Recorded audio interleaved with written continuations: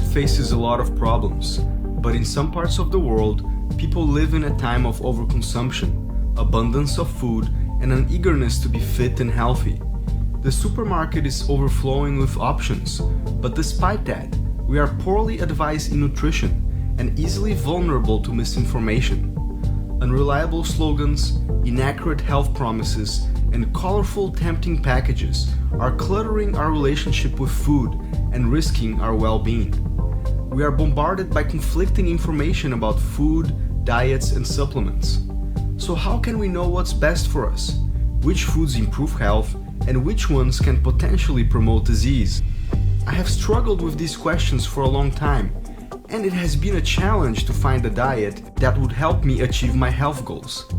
After trying several yo-yo diets over the years, I decided to change my lifestyle by simply incorporating lots of plant-based foods into my diet. So far, it has worked for me. I lost 50 pounds, got my blood pressure, blood sugar, and cholesterol under control, and overall felt really good. But it was a work in progress, and I still had many questions and concerns about nutrition and living this plant-based lifestyle for the long run. Especially now, with a recent addition to our family, I felt that I really needed to find answers. So I decided to go on a journey to search for the truth and to uncover many of the myths surrounding food. For 3 years, I traveled across the country and interviewed the world's top authorities on the subject, as well as people that had experienced amazing life-changing benefits through healthy eating, all to explore the idea of what is the healthiest and most sustainable diet for ourselves, future generations, and our planet. So join me on this journey of shocking discoveries and buckle up, because what you're about to learn might forever change the way you look at the food on your plate.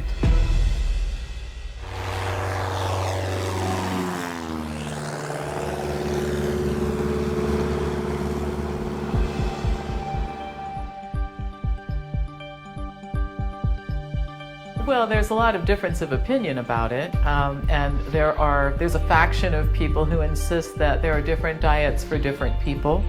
But I think that the evidence is fairly clear that that's not true, and there really is an appropriate diet for humans, just like there's a best diet for cats, dogs, elephants, and any other mammal.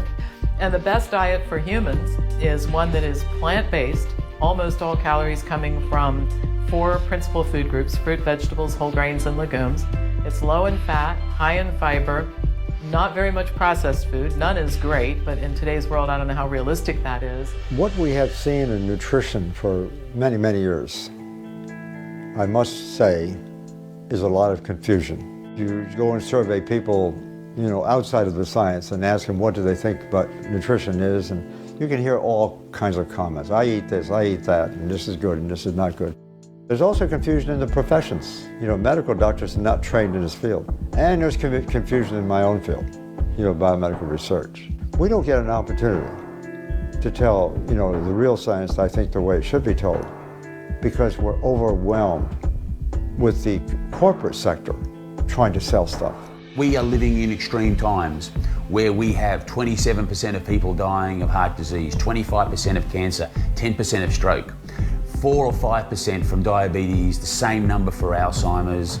I mean, these are, in many, many cases, diseases of nutritional ignorance and diseases that are all based on our lifestyle choices. There are a lot of different dietary theories out there, but I think one fact is kind of indisputable. Having a diet that is rich in whole plant-based foods is truly a great way to get you to good health. Everywhere I go around the world, there's not a single person I've met that doesn't know that fruits and vegetables are good for them. We all know it. It's not about the knowing, it's about the doing. There was a time when there was no heart disease, no colon cancer, no breast cancer, no multiple sclerosis, no inflammatory arthritis. Of course, these days in Asia, the Middle East, in Central America, and around the world, people have become rich. They have given up much of their starch and they replaced it with meat and dairy. Throughout history, rich people, the royalty, the pharaohs, the queens, the kings, the priests, the priestesses, the people could afford to eat the meat. They had artery disease, they had obesity, they were sick. Nothing's changed except for the number of kings and queens living in the world. A question kept coming to my mind. If plant foods are so good for us, and the consumption of animal products in excess appears to do us harm, how about the ancient populations of people that survived on diets based off mostly meat, eggs, and dairy, and appeared to be healthy? After all, aren't we known for being hunter-gatherers? All large successful populations of people have gotten the bulk of their calories from starch, rice, corn, potatoes, and other starches, breads, and so on. Particularly when you live near the equator.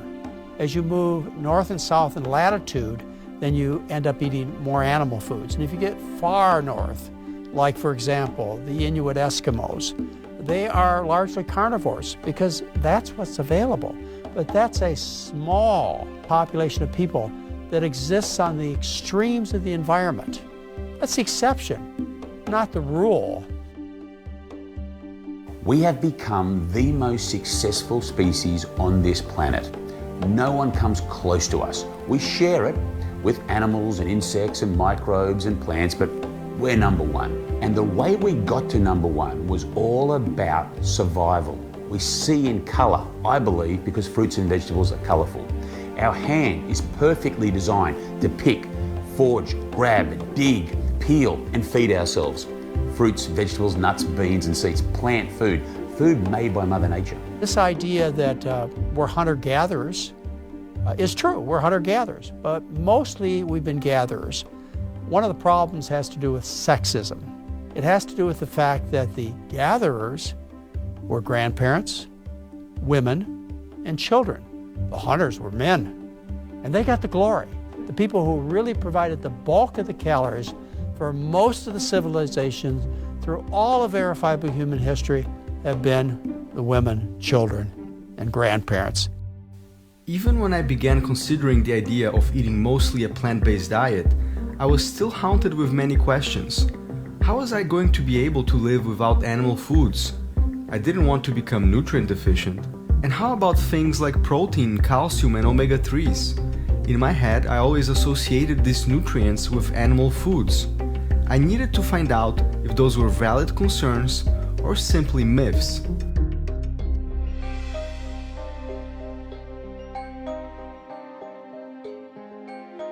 It's almost impossible to design a protein-deficient diet surrounding, a variety of whole plant foods.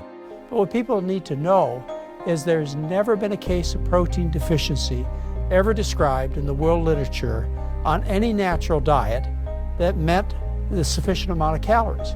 Back to 1839 when protein was discovered, it had this incredible reverence associated with it, and it just gained traction. But the evidence is very clear that humans do not need to eat a lot of protein, and when they do, they get a lot of health problems as a result. Human protein needs are just a tiny percentage of calories, maybe 2.5–3% of calories. And if you were to eat the lowest protein foods in the plant world, which would be foods like rice, you're at 8 or 9% protein. So you're not going to become protein deficient. But the promoters of the low-carb diets, the promoters of the sports drinks, the food bars, and all these kinds of things insist and market to the public that they absolutely must have more protein. It's just not true. In practical sense, in reality, the way we humans operate, we can get ideal levels of protein if we just get it from plants. When we consume animal foods to get that protein, if you will, what we're actually doing, we're displacing the consumption of those foods that matter. And the foods that matter are plants. The amount of animal protein we eat is the problem. In rural China and Japanese populations, healthier places in the world, people eat a little bit of animal protein, but for economic reasons, it's very, very, very tiny. They use one little piece of meat, they slice it up, and it seasons a dish for 8 people. Here in this country, we have one gargantuan piece of meat. We put it on a plate with a tiny little bit of vegetables. We call that a meal. The problem is that when you eat too much protein of any type, you stress your kidneys, you stress your liver, and when it's animal protein, you increase your risk of cancer. And we see cancer is geographically distributed. The more animal food consumed in a society, the more cancer, more heart disease you get. And it's amazing, all the animals that we choose in this country to eat for protein and calcium are vegetarian animals. Where's the logic in that? And I always like to remind you also, when you're eating your garbage, you never ask where am I getting my protein and my calcium. It's only when you come into the healthy world that all of a sudden you're concerned with where it's coming from. We're in the midst of this amazing protein push. Everywhere you look, the message is clear: protein, protein, protein. This idea that you need massive amounts of protein to simply breathe air in and out of your lungs, and to be healthy or to perform as an athlete. Prior to making this dietary change, like my main nutritional strategy in a day was to see how many grams of protein I could get in. Like that was the only calculations I ever really did. I didn't count calories, I didn't count anything, was just like trying to get in exorbitant amounts of grams of protein in my day. Just because there are grams of protein on the nutritional content of something doesn't mean that your body can actually process all of those grams. Protein does some other things. It elevates blood cholesterol levels, which most people have not heard of. But that's about 100 years old, that idea, and been repeated several times, but always ignored. Animal protein starts heart disease. It increases things like the production of so-called free radicals, which are those highly reactive molecules that actually stimulate aging and encourages cancer formation. It also stimulates the production of the wrong kind of hormones. It tends to increase the level of estrogens, for example, in women, which in turn is associated with breast cancer. It changes the microflora in our intestine when we're consuming too much protein. I mean, it does all these things. There's lots of things we have to worry about in the American diet. Fiber, 97% of Americans don't reach the daily minimum intake of fiber. 98% of Americans don't reach the daily minimum intake of potassium, for example. The nutrients of concern for most Americans are the ones that are found in plant foods, mostly fruits and vegetables, and the ones that we're getting too much of in excess, whether it's calories, sodium, cholesterol, saturated fat, are found in processed foods and animal foods in general. Many people decide they want to improve their health by staying away from red meat, and instead they begin consuming more white meats like chicken, turkey, and fish. I always wondered if certain types of meats were really better than others. People think that they're going to be healthy by giving up red meat and instead eating poultry and fish. Stop and think about this for a minute. What are meat, poultry, and fish? They're muscles of animals. In one case, they happen to move a limb. In another case, they flap a wing. In another case, they wiggle a tail. They're the same. High fat, high protein, high cholesterol, no dietary fiber, high in the food chain, so heavily polluted. From the standpoint of the effect of the protein and fat and those foods and their effect on health, it really doesn't matter. It's dose dependent, not type dependent. So fish is not healthier. In many cases, it has more fat than chicken and pork. But you have other issues with fish too. In the ocean, you have this whole hierarchy of things eating things that eat things that eat things. And so you concentrate all the pollutants in the ocean, including mercury, and fish like tuna that are some of the favorite that we like to eat. So fish is really not healthier. Don't kid yourself in thinking that if you're eating fish and chicken, you can eat more of it. Because one thing in common with these healthy populations around the world that do eat a little bit of animal food, whatever type they're choosing, it's really a tiny, tiny percentage of what they're eating in the diet. So fish doesn't get a free pass. A lot of people are being told to eat fish by cardiologists or to take fish oil. That's the other thing. By cardiologists who say that if you do that, you'll increase your HDL cholesterol. And here's the problem with that. It's true, by the way. It just doesn't make any difference. Studies are pretty clear that in populations with very low incidence of heart disease, total cholesterol, LDL cholesterol, and HDL cholesterol are very, very low. So that's the wrong reason to eat fish or to take fish oil capsules, is to increase your HDL cholesterol. Work on getting all of your cholesterol low. Since I was a kid, I always heard that milk was a very important food, and I consumed a lot of it. I also loved all kinds of dairy products, cheeses, butters, ice creams, yogurts, you name it, I had it all. It took me many years to begin realizing that perhaps that was not such a great idea. But I still wondered, how about calcium? Would I be able to get enough of it from plants? Well, we have a lot of calcium in dairy, but it's never been a problem to have too low a calcium in a diet. An orange has 110 milligrams of calcium. All right, so if you're trying to take in 1,500 milligrams a day, that doesn't sound like so much, but when you're only trying to get 500, it sounds pretty good as a percentage of your daily intake. Milk is a healthy food for calves, for baby cows. I mean, milk is for babies, literally. I mean, we're the only species that drinks milk of another species, and then the only species that drinks milk after weaning into adulthood. Why is milk associated with increased prostate cancer risk, for example? Well, what is milk? Milk is a cocktail of growth hormones to get a little bovine animal who's susceptible to predation out on the African savanna to, put on a few hundred pounds in a few months, right? Because they don't want to get eaten by a lion. And so it's engineered as this growth fluid for rapid growth, which is great if you're a little baby cow, but if you're an adult person, that extra growth hormones is not a good thing. One of the hardest things for people to give up is dairy, and they're sometimes really resistant to it. So one of the things I tell people is, well, why don't you look at the evidence and then decide? Because I've always said taking control of your health is not doing what I say instead of what other people say. Taking control of your health is looking at the information and making a conscious choice about what you want to do. Dairy products I describe as liquid meat.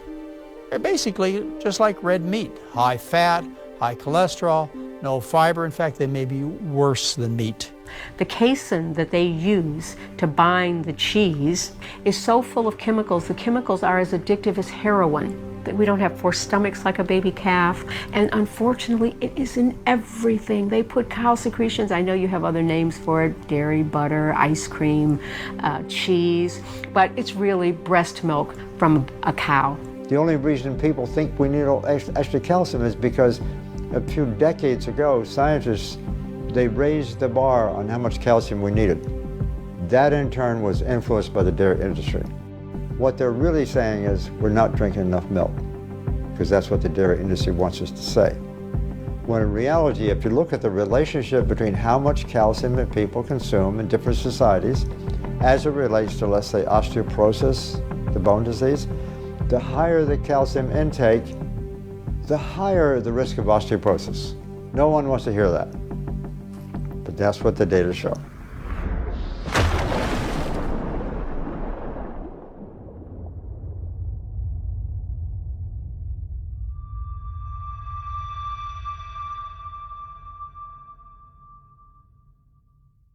What goes on inside an egg during incubation? Well, after a week, the eye shows up clearly in the embryo as the first external organ to develop. Gestation is much further advanced at 10 days. The chick's outline is more pronounced as other organs begin to form. At 14 days, you can see the shape of the chick. The contents of the egg provide nourishment during the incubation period. Most people can't imagine starting their day without eggs. It's the favorite breakfast option around the world. And eggs make their way everywhere, in breads, cakes, candies, dressings, and even drinks. Eggs have played an important role in our foraging ancestors' nutrition and survival. Overall, eggs are regarded as a healthy food, rich in protein, minerals, and fats. But in today's world, are eggs really a good food choice? I was shocked to discover the mounting amount of scientific evidence showing that eggs, and especially commercial eggs, might not be the healthy food that we all once thought it to be. Eggs are the most concentrated source of dietary cholesterol in the average person's diet. And dietary cholesterol can lead to an increase in blood cholesterol levels, which is a leading risk factor for our #1 killer of men and women, heart disease. Eggs have kind of the same issue as dairy in some ways, because commercial eggs are from chickens that are commercially raised. So if you ever knew how they were raised, it's horrible. You would never go near it, one. So it's disgusting. But aside from the disgustingness of it, commercial chickens are fed antibiotics to keep them bigger. It makes them bigger, cephalosporin to be specific. They are fed feed that's usually corn and soy, genetically modified. So BT toxin, corn, Roundup Ready corn, Roundup Ready soy. So those are affecting, again, the bacteria and the microbiome of the chicken and then of you, because you're ingesting it, it's bioaccumulative. A commercial chicken egg is mostly omega-6, it's not omega-3, so it's a horrible polyunsaturated profile. And that's, the least of the problems, because like I said, you've got the residue from glyphosate and BT toxin and pesticides. The next nutrients on my list were omega-3 fatty acids. Who hasn't heard about fish oil capsules and their supposedly great health benefits? There seems to be a lot of controversy on this topic. I was curious to find out how much of these fats we needed to stay healthy, and how would someone get them if they didn't eat fish? A lot of these silly dietary fads become an industry. There's a lot of money to be made making products that cater to them and that sort of thing, and I'm convinced that's the omega-3 thing. Okay, so here's the deal. There are two essential fatty acids, omega-3s and 6s. All the rest of them your body synthesizes. Essential means must come from food. All right, so we find omega-3 fatty acids in foods like seafood, walnuts, flax seeds, some soy, all right? And then we find omega-6 fatty acids in land animals, chicken, pork, beef, and polyunsaturated vegetable oils. All right, so you can see what our problem is. We eat a lot of omega-6 fatty acids. And in fact, the ratio of omega-3 to omega-6 fatty acids used to be between 1:1 and 1:4. You know what it is today? Between 1:25 and 1:30. So this has led a lot of people to say, my gosh, this is so out of whack. Omega-6 is up here, omega-3 is down here. Maybe what we ought to do is take omega-3 fatty acid pills, fish oil pills, and encourage fish eating to get that omega-3 back up to that ratio that we have been accustomed to as a population. Okay, there's no evidence that it works. In fact, a large meta-analysis that looked at 89 studies showed that it didn't make any difference in health outcomes. But besides that, wouldn't it be better to lower the omega-6 fatty acid in the diet? Stop eating all those land animals, stop consuming all that plant oil, and the ratio goes back to normal. So let's not supplement with omega-3, let's ratchet down omega-6 and we end up where we need to be. There's no money in the decreasing omega-6. There's a lot of money in selling people omega-3 pills and getting them to eat fish. In fact, when you take a supplement, omega-3s, we've got some really good evidence now, summarizing a lot of studies. The higher the use of omega-3s, the higher is the risk for type 2 diabetes. And even there's evidence that cancer goes up too. It does exactly the opposite of what people think it does. It's disgusting. It's one of those ridiculous things. Early on, there was data suggesting that it might be beneficial, but now the preponderance of evidence is that fish oil is useless. So there's this billion-dollar industry that's basically selling people fish oil as snake oil. For many guys, eating a diet rich in meat is seen as a reflection of their manhood and associated with being strong and manly. I felt the same way for most of my life, so I was really surprised to come across studies that showed that such a diet might actually have the contrary effect in the long run. Here they are eating a meat that's going to make them macho, right? Has the opposite effect. That's not being very macho to have erectile dysfunction. It's all about blood flow. They even say it in the Cialis and Viagra commercials. So if your arteries are clogged with cheese and dairy and meat and bacon and all this bullshit, what's the main vein? Come on, it's simple science, man. It's unquestionable that men think that they have to eat a lot of protein and that eating a plant-based diet may not be really masculine. But I'll tell you what's really not masculine is erectile dysfunction. If you want to be virile, if you want to have a great masculine life, eat a plant-based diet. There is a great deal of evidence that erectile dysfunction is caused by diet in many instances. And the reason is that if you have coronary artery disease in one area of the body, you have it everywhere. So those very tiny blood vessels that lead to the penis are some of the first to get affected. And so erectile dysfunction has been referred to as the canary in the coal mine. It's the sign that something is terribly wrong and you need to fix it. And at that stage, it's much more fixable than if you've already had the heart attack or the stroke or something really serious happen.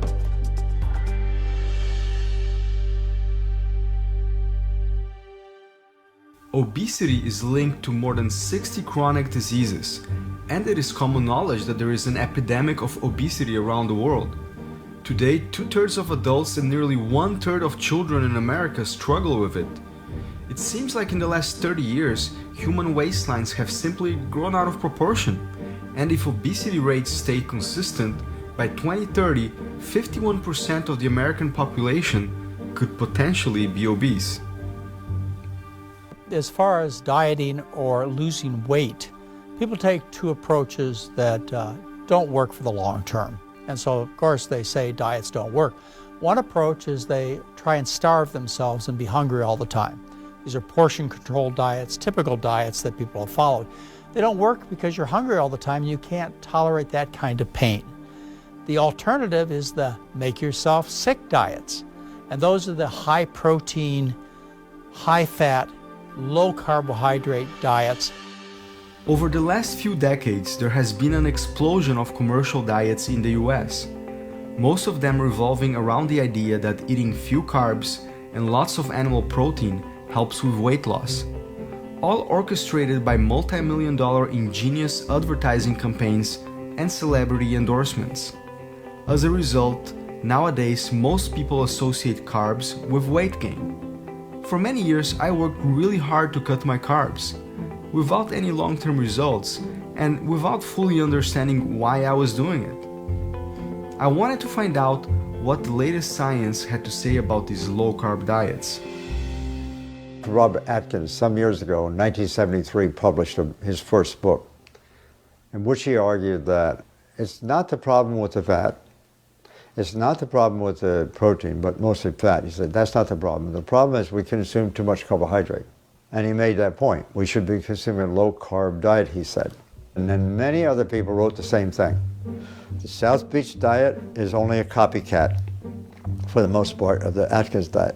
The Zone diet is basically a copycat, different name. The blood type diet, in many regards, is also a copycat. Good calories, bad calories. Gary Taub, same thing. Even Michael Pollan, I have to say, omnivore's dilemma. And the paleo diet in this day and time is a copycat. They may give it different names. They may try to throw out, different kinds of arguments for why that's right. They're all wrong. Everybody wants to hear good news about their bad habits. So when you tell people you can eat all the lobster you want, you can have steak and eggs, and some include dairy, some don't include dairy, but that sounds good to people because it sounds less restrictive. This is written by people, I should tell you, who don't have experience in this field of nutrition research, period. Most of them have never even published a single paper in the scientific literature. Some of the people who are talking about low-carb diets are a little better than news reporters, and that's not to take anything away from their skill at investigating things, but they don't have the skills to evaluate scientific information. Low-carb diets, they make you sick, and as a result, your whole body gets sick with artery disease and kidney damage, liver damage, and so on. They increase mortality. That's been shown over and over again in major studies. But they also make you sick in a way that you lose your appetite. The dieter goes, oh, I finally found it. And then you go into ketosis, you lost your appetite. As a result, you're able to sustain yourself without thinking about food all the time because you're sick. These diets are dangerous, and people should not be on them. Well, the biggest lies in the world are the ones that have a little truth. We all know that. It's a great tactic. It's true, I happen to agree that we should cut down on simple carbohydrates.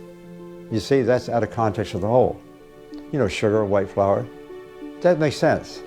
So in that sense, there's a little truth. But they don't always point that out. They just say low carb, low carb, low carb. Listen, forget about what you like and dislike. Think about what your objective is. All right, let's just acknowledge we all like eating junk food. If you put chocolate in front of me today, I'll have some, right? But that doesn't lead to health. I personally knew several people who experienced amazing healing and health benefits after adopting some kind of a plant-based diet, including myself. But at the same time, I had also met others who were still experiencing health issues or were struggling with their weight after adopting this lifestyle. some for many years. So it made me wonder, was there a flaw in this diet? First vegetarian that I knew well about 40 years ago was actually a vegan. He was a very strict vegetarian. He lived on Coca-Cola and potato chips. He was fat and greasy and unhealthy. So being a vegetarian means really nothing to me. 90% of the vegetarians are still consuming dairy, 90%. And they also consume sometimes some fish and sometimes some chicken and eggs and so forth. The nutrient composition of the vegetarian diet is not very different from the non-vegetarian. So as a result, if you compare the health of vegetarians with non-vegetarians, you can't expect to see very much. When somebody's decided they're going to be vegan, in other words, eat no animal foods, they've made a declaration as to their physical and mental strength and their interest and their willingness to work hard. After all, if you become vegan, you have to stand up to your mother-in-law and your doctor and your dietitian. You have to, quote, risk protein and calcium deficiency, even though that's not true. But the problem is that too many vegans, they don't look good. They're overweight, they're unhealthy looking.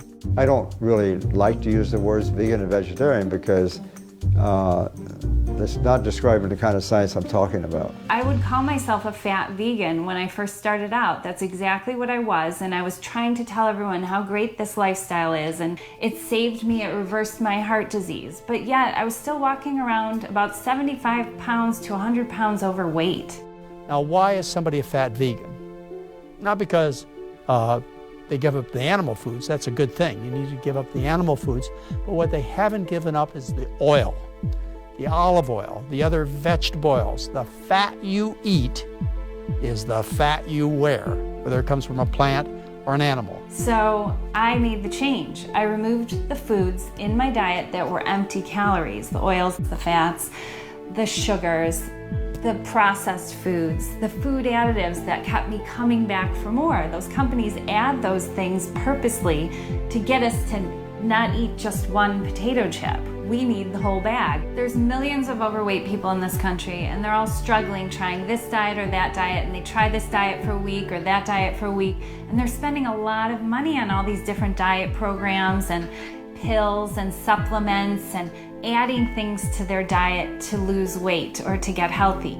And that's where we need to realize that a whole foods plant-based diet is free. There's no shakes, there's no bars, there's no powders, there's no counting calories. We eat until we're full and satisfied and stop, and that's it.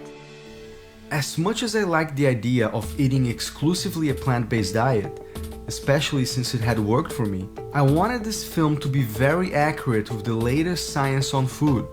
So I wondered if realistically, from a scientific perspective, could every person in this day and age eat a plant-based diet 100% of the time? I can't say, and I don't think science can say, that everybody has to be 100%, all the time. I can argue the case, I think, for the vast majority of people, we ought to be at least 90, probably 95%. We've got good science for that.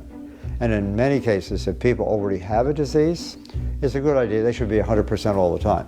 So that's my scientific argument. I have another practical argument, though, on this question concerning how far do you go. And that is that if we're going to adopt this dietary lifestyle, it's really important that we become accustomed to it. And we should go probably 100% if we can, and stay there. And don't tease ourselves with the other things.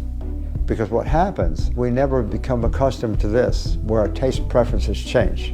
If you do it right, there are no health issues. In fact, the side effects are you're going to lose weight, you're going to look better, you're going to have more energy, you're going to avoid most of the common degenerative conditions most of the time, you're going to have a longer life and a healthier and a better life. That's about what happens when you do this. So there isn't a downside. We often hear that the key to good health is moderation. And it makes sense. But why then does it not seem to work for most people?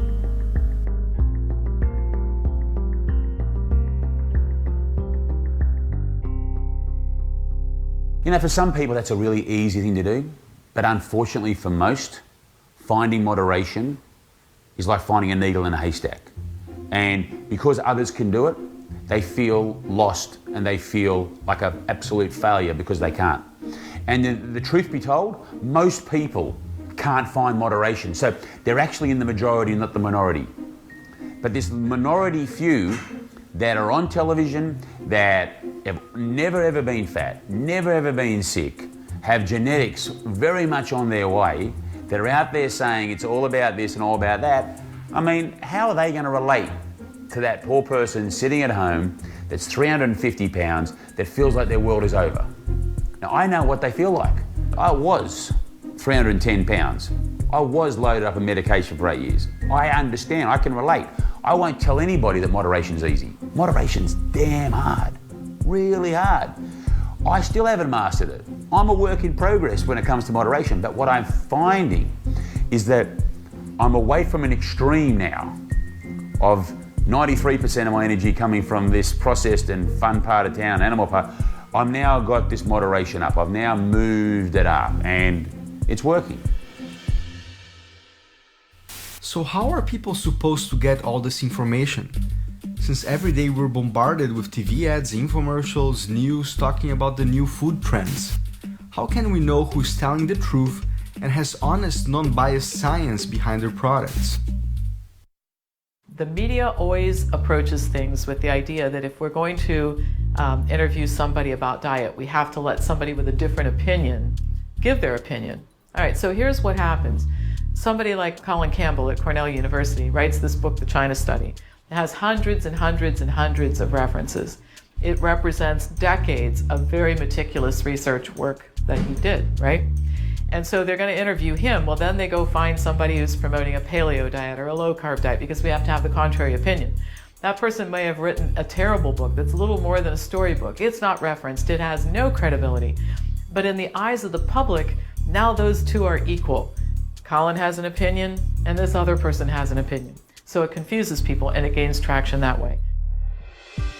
We tend to look at the fast food industry as the big villain, responsible for all the havoc surrounding food choices. But these same companies that are contributing to the problem may also hold the key to the solution. It is a supply and demand issue. So if enough people begin demanding healthy plant-based options, perhaps that could be a good approach. After all, it is us the consumers who should dictate what the market has to offer, and not the other way around. You can make better, cleaner, healthier products by incorporating more plant-based foods into your products and not to shy away from that. So I don't take a negative approach like down with these fast foods. We need to make them understand that they can still make money and they can still have a sustainable business because there are people out there that want this food. We just have to make it available to them.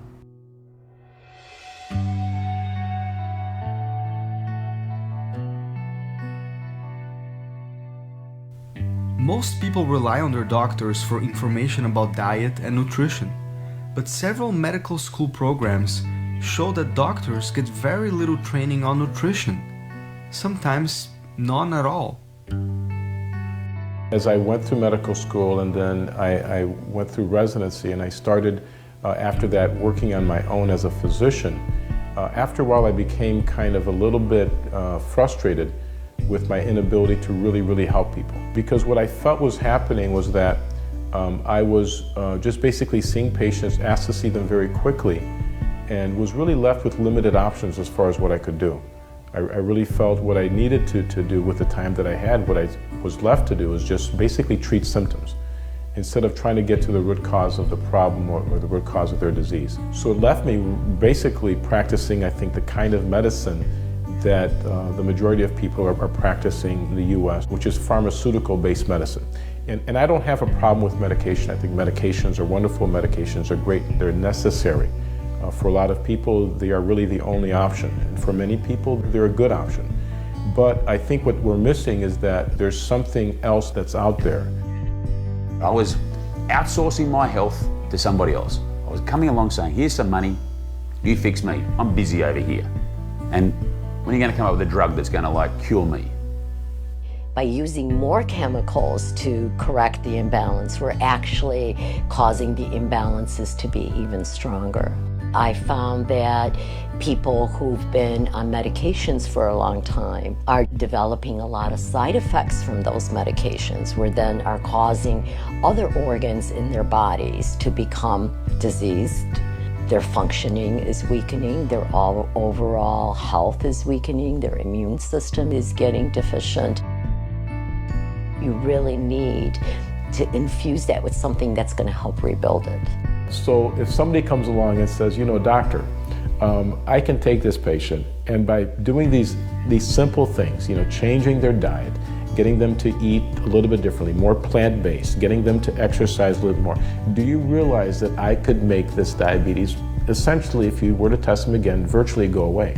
And a lot of doctors in this country, some may be familiar with the idea, but a lot of them, even to this day, would still say, no, you know, I don't think that would be possible. The cause of most of our diseases and the cure is within anybody's reach who gets the knowledge. The problem is they have to make some change. That's a small problem. The real problem is there's no money in doing the right thing. There's money in selling you statins and blood pressure pills and powerful arthritis drugs and laxatives and antacids. That's where the money is. So that's where the education goes. We have to shift the dollars from expensive procedures and shift it more towards education, teaching people, showing them about their disease and why it's there, and teaching them the things that they can do day in and day out that would positively impact that disease and possibly even get it certainly improved and maybe even reversed in some cases. You can expect artery disease to stabilize and reverse and the symptoms to go away. You can expect the type 2 diabetes, if it's really type 2 diabetes, to be cured 100% of the time with diet change and associated weight loss.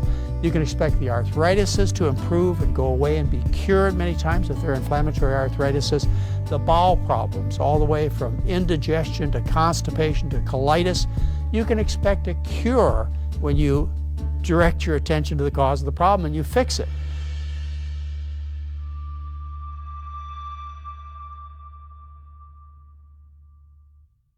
On the supplement aisle is where things get really crazy. It seems like every product can improve our health in one way or another. Some support each of our different organs. Others give us energy, stimulate our immune system, prevent colds, reduce appetite, or promote weight loss. It makes me really confused. If they're all so good for us, should we even have to worry about eating healthy? Too tired? Too often? Try Ributol. If you too need extra amounts of thiamine and riboflavin, Ributol can help you gain new strength, new energy. Let just one person among thousands of users tell you about amazing benefits gained from Ributol. There's some products out there that could be beneficial to our health, and there's nothing wrong with them, but I think the problem comes when people overdo or overuse that one product and look at it as the, you know, the silver bullet, the thing that's going to cure all my ills. When people go to that extreme, I don't think there's a product out there like that. I discourage supplements most of the time for most people. And part of the problem with supplements is that supplements, drugs, procedures, they all have application for specific populations. So the whole pitch, if you will, is based on the idea that you can't get enough nutrients from food, you don't eat the right diet, so you can somehow make up for it by taking these dietary supplements. So it's become a $40 billion industry. The sales pitch has worked, people are doing it, they're buying this stuff. And the people who sell it, they're hanging on for dear life and they're not about to give in to the scientific truth. But the reality is that all of the nutrients that you need are in food, and they're in food in very specific and complex combinations that we don't really even understand all of yet. And so when you extract a single nutrient and purify it and put it in a pill, you're overloading your system with something that it's never seen before and is really not adapted to deal with. Much better to eat smaller amounts of it in the food. And again, I'll grant that there are exceptions, and in my office I recommend supplements sometimes, but not to the general population. And that's the problem in medicine too. We want to take everything and sell it to everybody because that's how you make money. A lot of people have done a lot of disservice to many, many people trying to offer a magic pill or a magic this or a solution in 5 days that's going to change your life. And the simple reality is that you can't do 20 years of damage by ignoring Mother Nature's best, the fruits, the vegetables, the nuts, the beans, the seeds. You can't spend 20 years saying no to that and then expect people in white coats to come up with something that's going to solve that in 5 days. So what we have to do is we have to see the error of our ways, which was turning our back on Mother Nature, and we have to turn towards her for a solution. Vitamin supplements, for example. We've got a lot of data that when you take them out of context like that and use them that way, in the short run, yeah, they look sort of interesting. Maybe they're looking good for a little while, especially in people who may be really low on them. But in the long run, no. You know, they don't work. And yet we're spending $32 billion a year on nutrient supplements. The most important supplement for those eating plant-based diets is a vitamin B12, a regular reliable source of vitamin B12. It doesn't have to be supplements, but there's B12 fortified foods. But it's very important, it's critical for everyone eating a plant-based diet to get a regular reliable source of vitamin B12. There's only 2 vitamins not created by plants. One is vitamin D, created by animals, such as yourself when you walk out into the sun. And the other is vitamin B12, not made by plants, not made by animals either. It's made by little microbes that blanket the earth, so might have gotten enough from drinking out of a mountain stream or well water. But now we chlorinate the water supply to kill off any bacteria, so we don't get a lot of B12 in our water anymore. Don't get a lot of cholera either. That's a good thing. But because of the way we live in our, sanitized modern world, got to get B12 from somewhere. Our fellow great apes get it from, bugs, dirt, and feces, but I prefer a more sanitary route, which is a 2,500 microgram supplement once a week, costs less than $5 a year, or vitamin B12 fortified foods every day. We spend more money on healthcare than any other country in the world. Yet we have some of the highest rates of chronic disease on the planet. Fortunately, it seems that some health insurance providers, including Medicare, are beginning to embrace the concept of disease prevention through diet, instead of spending millions of dollars trying to simply manage the problem when it might already be too late. So Medicare now accepts for reimbursement both the Dean Ornish program for reversing heart disease as well as the Pritikin program. And this is out of a recognition that it's not only safer, it's not only cheaper, but actually more effective than kind of the traditional approach, which is very costly surgery and a lifetime of drugs. And so, this is great from the most important thing is reducing suffering and saving lives. But from a kind of a fiscal responsibility, it's so much cheaper, it's so much more cost effective. And who's fitting the bill? Well, if it's Medicare, it's taxpayers. So they're saving money by making people healthier. For most people, it is hard to imagine that anybody could perform well as an athlete without consuming any animal products, not to mention being a world-class athlete or even a world champion. I am a professional triathlete specializing in the Ironman distance. I'm also the Ultraman world champion. I have been racing triathlon professionally for 10 years. I've finished 66 Ironman races, and I love to train and race all the time. I'm an ultra endurance athlete. Most people have heard of an Ironman. If you haven't, an Ironman is a very long triathlon during which, over the course of a one-day period, you swim 2.4 miles, you ride your bike 112 miles, and then you run a marathon. Well, Ultraman is essentially double that distance. And in 2009, I was the fastest American and 6th place overall in this race. I do believe that last season on a plant-based diet was my strongest that I've ever been. I did a couple of Ironman races that were amongst the top 5 best performances in my career, and I was able to win the Ultraman World Championships.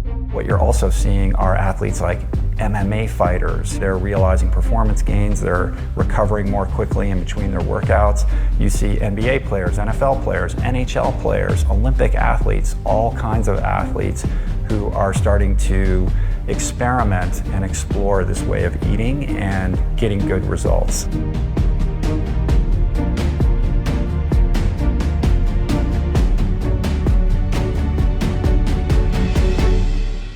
I've been doing this for over 8 years right now. I've never had a problem building lean muscle mass. I continue to get stronger, fitter, and faster, and it's fine. For me now, the proof is in the pudding.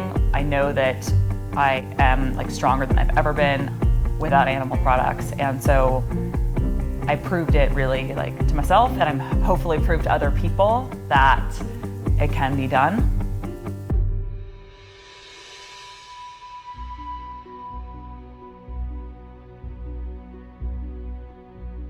I'm a neurofibromatosis patient. I'm an ambassador for a couple organizations that do philanthropic work for sick children. I'm an MPNST cancer survivor. MPNST is a rare sarcoma. It's one of the most aggressive and fast infiltrating cancers that there is on the planet. I've had over 325 tumors removed from my body. I've lived a very, very rigorous and painful last 3.5 years battling for my life. And I had a decision to make. I'm either gonna let this take me or I'm gonna fight.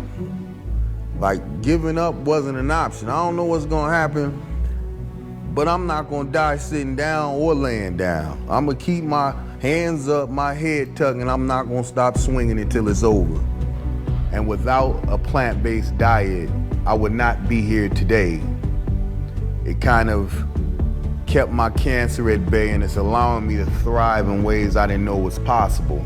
The insane mindset that animal protein is the key to being very healthy, almost killed me. I'm not saying plant-based diets cure or they're the end-all be-all, but what I am saying is that if you're going through some type of health crisis, your odds are very, very much greater when you embrace a plant-based lifestyle. Those are just the facts, and my life is the living proof.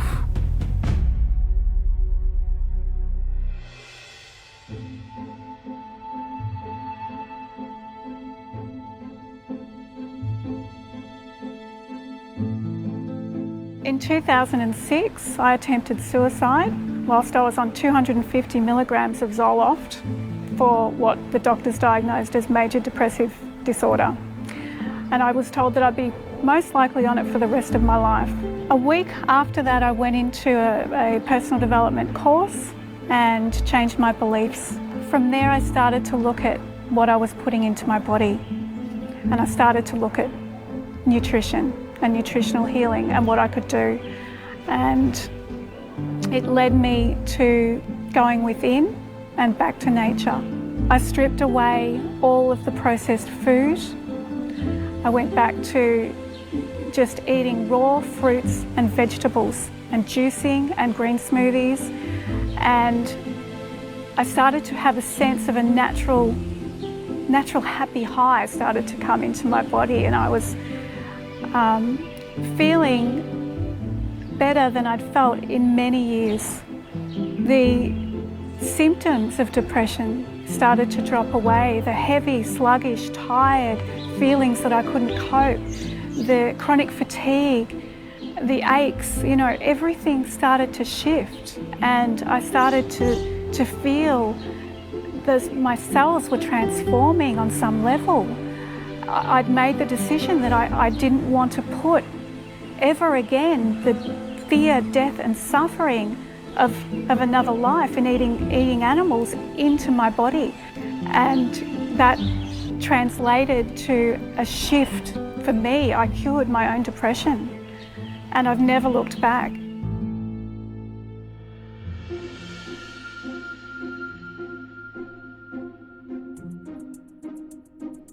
Eating tasty food is one of the biggest pleasures in life. So many people might argue that even though eating an unhealthy diet is not good for them, they don't want to jeopardize the fun aspect of it, and therefore they continue eating unhealthy things. But one thing that I came to discover is that when you transition into a healthier eating lifestyle, you do not have to compromise on taste. Yes, you will go through a transition period, but once your taste buds and your body's chemistry begins to change, you will start to crave and really enjoy these foods. It is important to find food you like, and once you realize that almost every dish can be made plant-based, you will see that it's not that hard at all. There's such a stigma with the word vegan, I guess, that people just get automatically turned off and just assume that it's gonna suck, but it's like it doesn't. It's, if anything, to me, and like that's another big thing of why I do it, because it's better. To me, I think food just is way better this way. I would say just try it. You know, you'll surprise yourself. When you're becoming vegetarian and you're giving up the meat and the dairy and the eggs, the only thing you know for food, you think you're gonna starve to death. You have to understand that marinara sauce and pasta and lasagna and bean burritos and oatmeal and hash brown potatoes and so on, things you love. That's where you get your calories and your protein, your vitamins and your minerals. There are so many beautiful, wonderful, amazing, delicious plant-based foods out there. In fact, when I started to do this, a whole world opened up to me. And when you begin to eat these nutrient-dense foods that are actually fueling you, that are actually nourishing you with all these amazing phytonutrients and micronutrients, and you start to feel good, your cravings change and your taste buds change. You know, that cheeseburger that you couldn't get out of your mind, suddenly you're not thinking about that anymore, and you're actually craving that kale smoothie. And that's something that happened to me that I would have never thought would have happened. People think that vegan food just tastes like crap, and that's not true. I think people think that being vegan might potentially be strange, that people are weird, that you have to be a hippie or you have to embrace wearing hemp clothes or something. You want to have a burger, you can have a burger. You want to have spaghetti and meatballs, you can have spaghetti and wheatballs. You want to have fries, you want to have chocolate mousse, you want to have pumpkin pie, you want to have stuffing, you want to have, you know, even hot dogs. So when you're looking at the idea of taking the leap into this way of eating and living, don't look at what you're going to be not eating. Embrace and be excited about the adventure of all these new foods that you're going to be bringing into your life. Eating healthy will not do you much good if you can't afford it, or if it leaves a big hole in your pocket. So my next question was, is it possible to eat healthy on a tight budget? A common misconception is that a whole foods plant-based diet is very expensive. I routinely post pictures of my grocery receipt, and I take my whole bounty that I bought at the produce market and put it out on the table so people can see how much I end up with, and they're shocked. Whole grains that we buy in bulk are very inexpensive. You're gonna cut your grocery bills in half from a typical standard American diet. In the beginning, it might seem like a lot of effort, but in the long run, you're saving all this money for all the new clothes you're gonna have to buy for the new slim you that is produced from eating this whole foods plant-based diet. It's easy to go into those markets and say, there's no way that I can do this. But the truth of the matter is that it doesn't have to be expensive, it doesn't have to be inconvenient, it doesn't have to be difficult, it doesn't have to be time-consuming. And my experience is that it has actually simplified my life, and it's been cheaper than eating the other way around. At this point of my journey, I already had seen enough evidence about the benefits and safety of a plant-based diet for adults. But was this lifestyle also ideal and safe for children? Not only can children grow healthy on a plant-based diet, they'll grow healthiest on a plant-based diet. And we have an epidemic of childhood obesity, and children raised plant-based actually grow taller by about an inch. They grow about an inch taller than median companies, and most importantly, they grow less in a horizontal direction, right? They don't have the same problems with childhood obesity.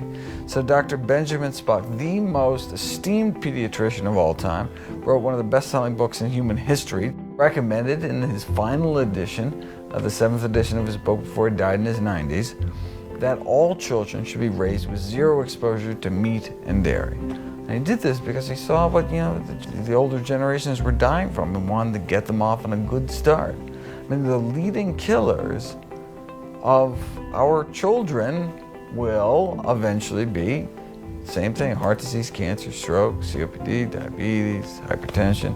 These are diseases that can be prevented, in many cases arrested or even reversed with a healthy enough plant-based diet. As a new father, I wondered, how could I get my daughter to eat healthy, since getting her to eat anything at all can sometimes be a problem. There's so much junk being marketed to kids out there, and it is often difficult for parents to transition their children to healthier food options. I would not be surprised at all that if in 15, 20, 25 years' time, people will look back at the last 10 to 20 years and they'll say, how did those people give that food to their children? The big question that we get all the time is, how can I get my kids to eat better? I think every parent wants their kids to eat healthy, and it's difficult, especially when everywhere you look there's a fast food restaurant or a processed food snack that is being marketed towards children. And the first thing that I always say is you have to lead by example. As a parent, you can't be eating lousy foods and expect your children to eat healthy because you tell them to. So you have to walk your walk. That's number one. The second thing is I encourage all parents to make the preparation of meals and the shopping of food inclusive with their children. The more you can bring your kids into the fold, the more they're going to develop an emotional attachment to where their food comes from, how it's prepared, and the impact that it's having on their health. Really get inside their heads and sort of think how they would think. Telling them what is good, what is bad, won't probably work. You have to interact with them. You have to show them what's possible. Get your hands dirty. Get the kids to help you and let them own what they're doing. If you always put something in front of them in a silver platter and let them consume that information, it'll only work for so long. What you gotta do is you gotta get them involved, let them have the responsibility. The way I approach it is that I try to make it as fun as possible. Use colors, use flavors, teach a little thing that they never knew about, use gadgets that normal people won't see, but I want them to go away with the feeling of accomplishment and something that they're eager to share to their friends, hopefully their parents. I think that's the best part. It's like holding a bird. You don't want to hold it too tight. You're going to hurt the bird. You don't want to hold it too loosely. It's going to fly away. That's something that each individual parent has a specific knowledge of their kid. I get the questions all the time. What do I do? How do I start? How do I tell my kids? Oh, they're going to be so disappointed that they're not having meat on their plates, that they're not having dairy. Try a vegan burger. It's basically the same thing. You just leave the meat out. That's great for kids, because why? You're going to put that burger on that bun. You're going to put all the fixins on that, whatever your kids like, and make it exactly the same. That's a great way to get started. I mean, I think with the younger generation, what's so exciting is that they get to start young. I mean, I'm not gonna have any regrets, but it sort of bums me out a little bit that I'm just now discovering this in my 30s, because I wish I would have done this when I was younger, because just the thoughts of like the energy that I would have had in college. I think the other thing is to not have hard and fast rules with your children. You can't eat that, and you have to eat this, and instead respect them as independent, sentient beings who have the wherewithal to make conscious decisions for themselves. So at our home, we serve plant-based foods all the time. We don't have any animal products here. But when my 10-year-old daughter goes to a birthday party, she's surrounded by chicken McNuggets and birthday cake and all of that. And we don't say to her, you can't eat those foods. We say, have a great time at the birthday party and make the right choice for you. And that doesn't mean that she always makes the right choice. That way, you are empowering them. This is a lifetime we're talking about. This is a long road ahead. So it's about getting your children to think consciously about their own choices so that when they reach the age of maturity, they are informed and educated and prepared to be responsible stewards of the planet and responsible stewards of their own bodies. I could not make a film about food choices and not explore the topic of organic versus non-organic. It seems that everybody is obsessed with those words and is becoming increasingly averse to foods that don't carry an organic label. Others fear that consuming more plant-based foods might be damaging to their health due to the increase of pesticides in those foods. But should this really be our biggest concern? Fear of pesticides should never keep anyone from maximizing their fruit and vegetable intake. There's been like kind of computer modeling studies that suggest that, so for example, if half of Americans ate a single more serving of fruits and vegetables a day, we'd prevent 20,000 cancer deaths every year. Just half of people, just one more serving, 20,000 people would not have died from cancer, would normally have died if they hadn't done that. So that's how powerful fruits and vegetables are. But because these were conventional, pesticide-laden fruits and vegetables, they estimate that the extra pesticide burden from all those extra fruits and vegetables would cause 10 extra cancer deaths. So in all, it would only prevent 19,990 cancer deaths. I mean, that's what we're looking at. You get this tremendous benefit. And then a tiny bump in risk. So, okay, great, choose organic whenever you can. Why accept any risk? Why not get all benefit? Sure, but we should never let concern about pesticides in any way dissuade us from stuffing our face with as many healthy fruits and vegetables as possible. If you're eating meat, you're eating commercial meat, and you're worried about switching to plant-based diet and worried about the pesticides on the produce, you're being ridiculous because you're getting a fraction of the pesticides by eating the vegetable that you can mostly wash it off. Remember, you can soak your vegetables and use a wash to get pesticide residue off. You cannot wash the pesticide off of the hamburger meat you're about to prepare. I encourage people just to go ahead and buy whatever produce they can afford, whatever produce looks the freshest that week in the grocery store, and whatever's on sale. So that's where they're gonna save money, is not worrying about, I have to buy organic bell peppers and they cost me $4 each. That's not a sustainable lifestyle.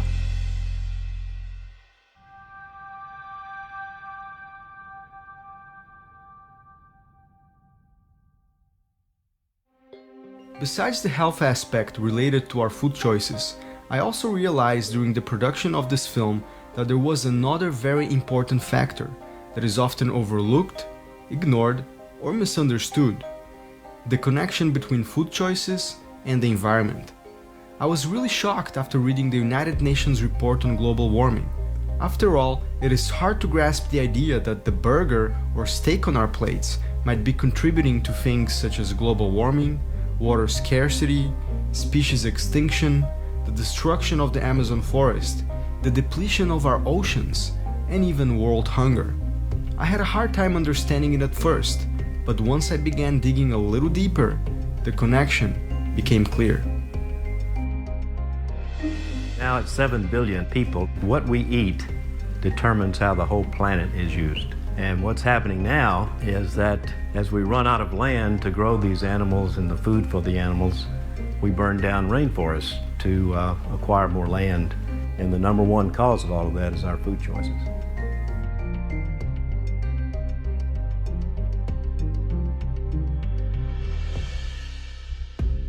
It's expected to have a 40% shortage in freshwater supplies by the year 2030.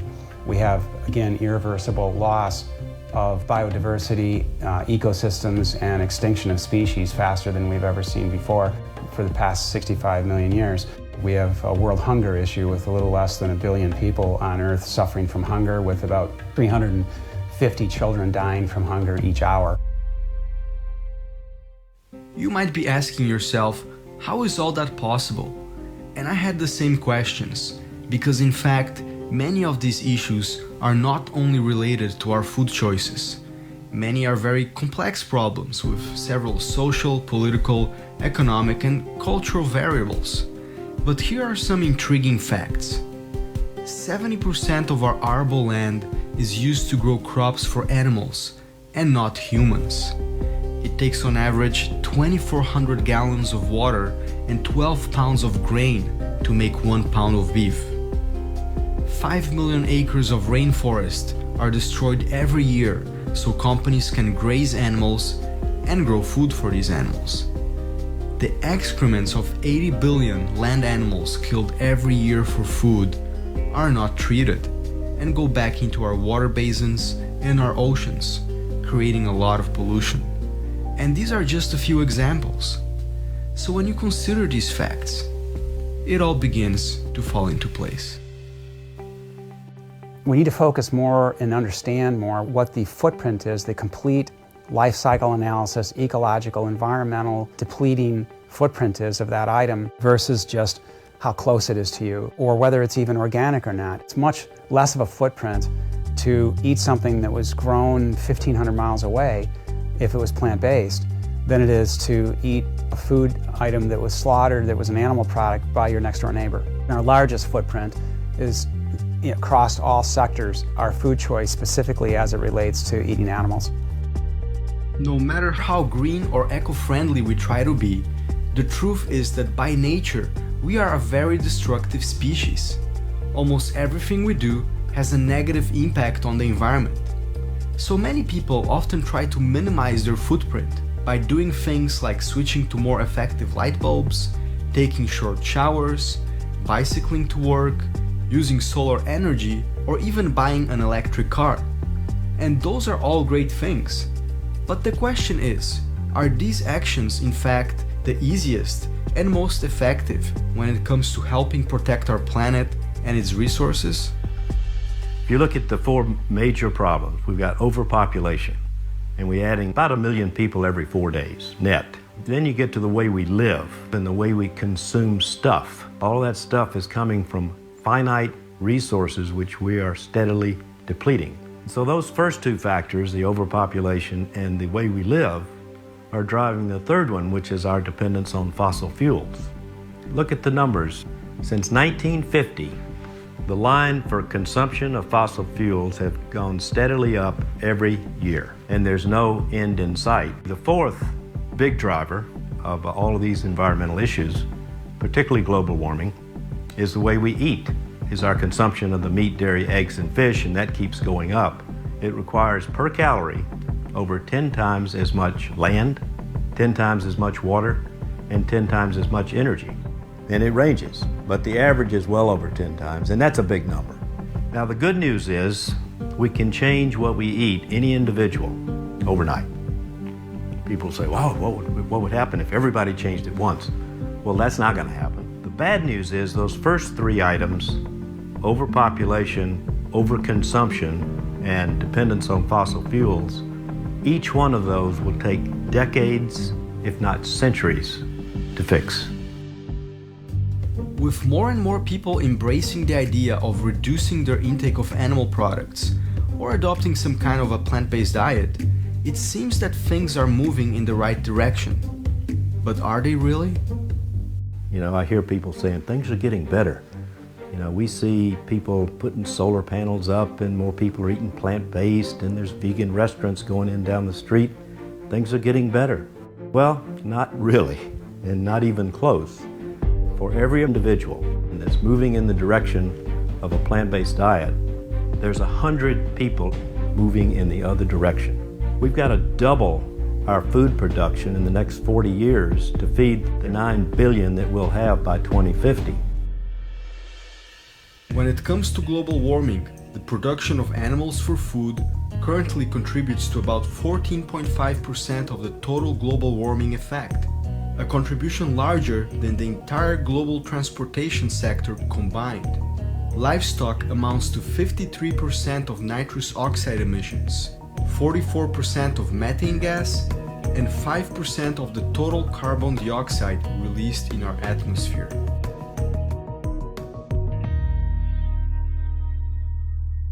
Raising livestock and eating fish and also producing dairy is one of the largest contributing factors to climate change. And the public needs to know this, and policies need to be enacted to help eliminate that.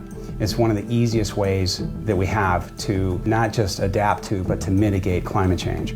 And it can be done as easy as just changing out what you have on your plate.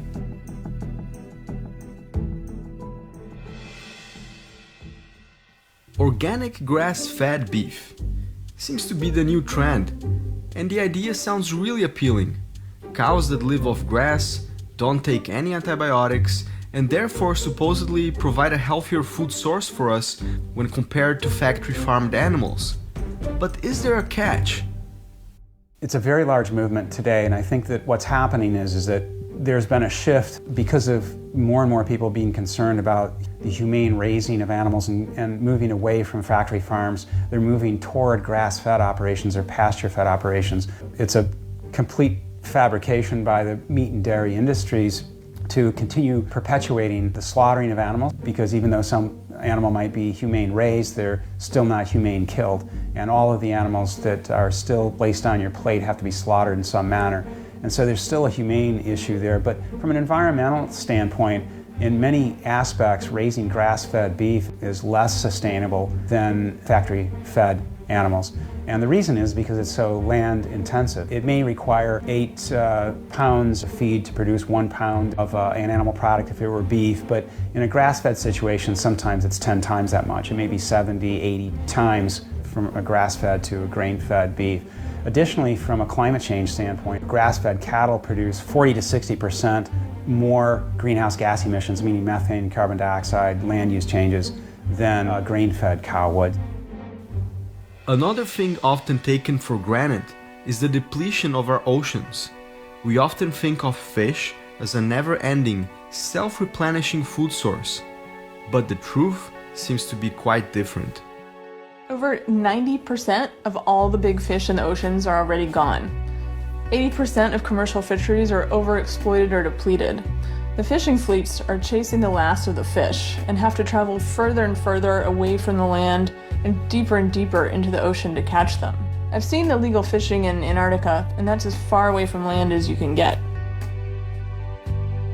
When someone sits down at a table to eat fish or seafood on their plate, what they're really doing is they're eating a target fish that's becoming depleted and to the point of near extinction. But they're also eating baggage comes with it, and typically it requires about 5 to 20 times more other seafood as bykill.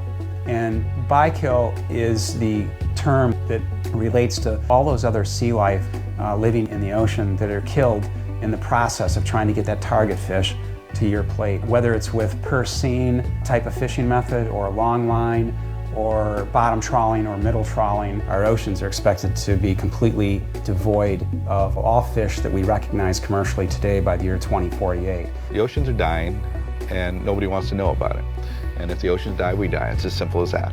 And if you start destroying them, you're basically killing off the crew, and the life support system's going to collapse, and there won't be any air to breathe, and there won't be any food to eat, and the climate will be out of control, and not a good thing. So we have to humble ourselves and recognize that we need this diversity. We need these creatures. We need this interdependence. And if we don't see that, then our chances of survival are quite slim.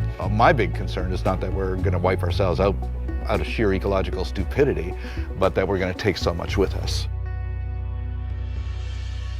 So much confusion and so much debate that it just boggles my mind that we can't think like third graders and say, why not just address the number one cause here? You know, we got 10 holes in the boat. The boat's sinking. Which hole do we go first? Go to the big hole. Fill that big hole first. I mean, so often we're looking at just what we would like to eat because it satisfies our taste preferences. Well, we're at a point in time, in order to save humanity, essentially, save our species, which is not an overstatement at all, we need to start looking outside of self and start looking at how our choices are fully affecting those around us, those species that we share this planet with, and especially future generations. A couple years back, I saw a documentary called Earthlings that exposed the conditions in which farm animals are slaughtered. It made a big impact on me. I knew that animals got killed for food, but seeing how it actually happened and seeing the suffering, pain, and terror that these animals go through put things into a new perspective for me. I was already eating mostly plant-based foods at a time, but after seeing those images, I decided I could not contribute to the killing of innocent animals any longer. So I became a 100% plant eater. I was not in a position to judge anybody. After all, I ate animals for over 30 years of my life. But I wanted to understand how come in this day and age such a massive genocide was allowed, and how come us, the general population, government, and corporations allowed for this to happen.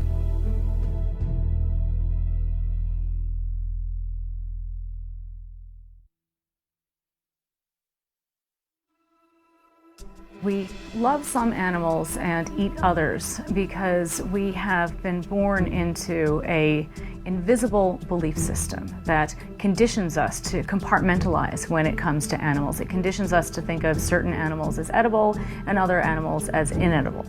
And the invisible belief system that conditions us to eat certain animals is what I call carnism. One way carnism remains invisible is by remaining unnamed. If we don't name it, we can't even think about it, so we can't question it. When we don't see something, obviously, it becomes much easier to maintain this mythology that there is no problem, there is no atrocity. This is not just something to eat. This is fuel for love, joy, work, action. This is life.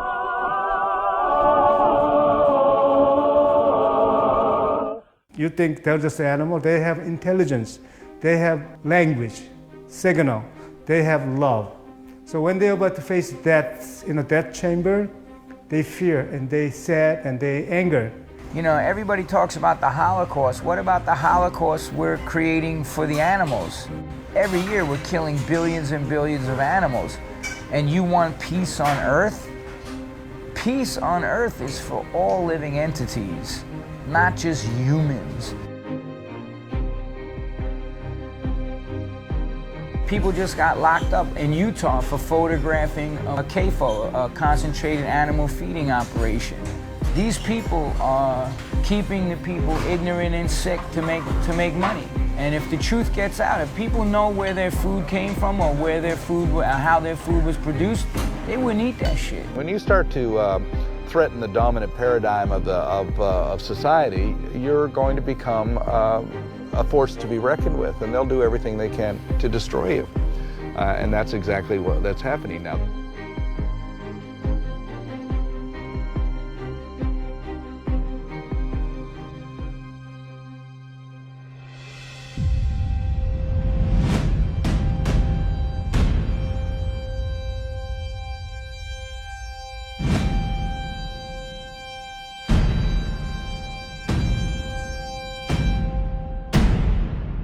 There are still people who will see that and they'll be resistant. I mean, I was one of those people. You know, I grew up in Texas eating beef all the time, and I loved animals. I always loved the companion animals I grew up with, and you know, I never really thought much. I thought I was eating healthy. So I think a lot of the resistance that people feel is because we're so conditioned to eat these things all the time. We've been conditioned from a very young age. And even if we make the intellectual connection, even if we say, yes, I'm eating a cow, we still don't make the emotional connection, because if we did, we would feel the empathy that would cause us to feel disgusted rather than appetized. I couldn't pretend anymore that was eating that chunk of chicken breast was the same as the broccoli next to it. It just didn't, I couldn't fake it to myself anymore. And there's a reason why, you know, slaughterhouses and feedlots are not located in densely populated areas. It's not for lack of space, it's because people don't want us to see it. And then those animals go on a long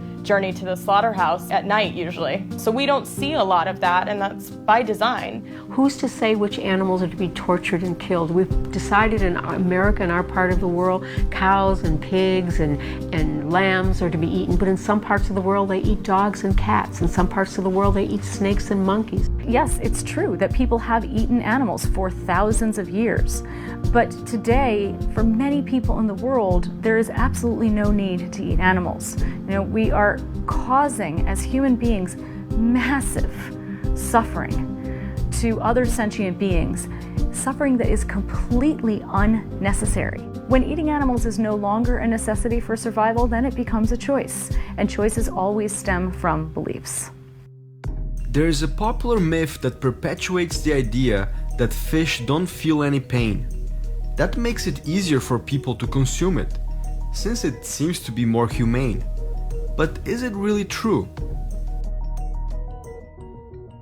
Fish have proprioception, they have feelings, and so there are a number of researchers that would tell you very clearly that it's a very uncompassionate way to eat. You're slaughtering between 1 and 3 trillion fish per year, and all of those fish have sensory reception, they all have feelings. The industries depend on keeping these facts out of our consciousness. So for example, we learn to resist taking in information from those who may help us begin to question carnism. If you shoot the messenger, you don't have to take seriously the implications of their message. So we need to educate our children the true meaning of what these animals really are. By showing and by awareness about life of the pig or chicken is very much same as life of cat and dog.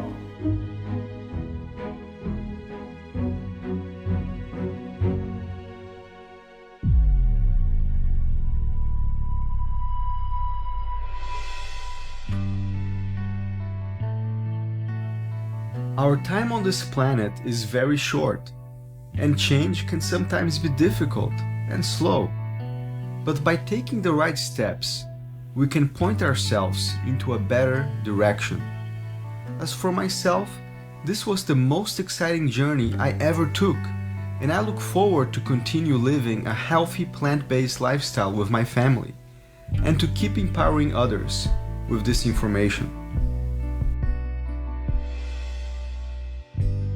It's so important for us to take care of ourselves for our own human health standpoint, but it really won't matter how healthy we are if our planet isn't healthy. Do you know what's unique about us? We are the only species out of the millions that does not live in harmony with nature. At least it's good to educate yourself and be aware, and then you can make the decision from there. Because ultimately, it's your choice to make. You know, it's not like, hey, if you're the worst person if you don't do this. No, it's not like that. But at least educate yourself, find out, so at least you just know, and then you can make the choices on your own. I don't believe there's an evil cabal of doctors and government people. I believe there's a system in place, and the world is so asleep, and they've forgotten intuitively that people just follow the system without thinking, without questioning, and it's because they're asleep. It's not because they're stupid. It's not because they're not motivated. I mean, it's really insanity when you think about it, that we are sitting here in the modern day and we've got to talk about eating fruits and vegetables. You go back in any time in history past, say, the last 100, 200 years, and it was just like everyone was doing it. If you want to be a responsible steward of our precious planet and its dwindling resources, eating a plant-based diet really is the only solution. And by voting with your dollar and eating a plant-based diet, you are saying no to animal agriculture and all the devastation, all the havoc that it's wreaking on our planet. I think that every human being wants to do good. I think that every human being in their core wants to do what's right.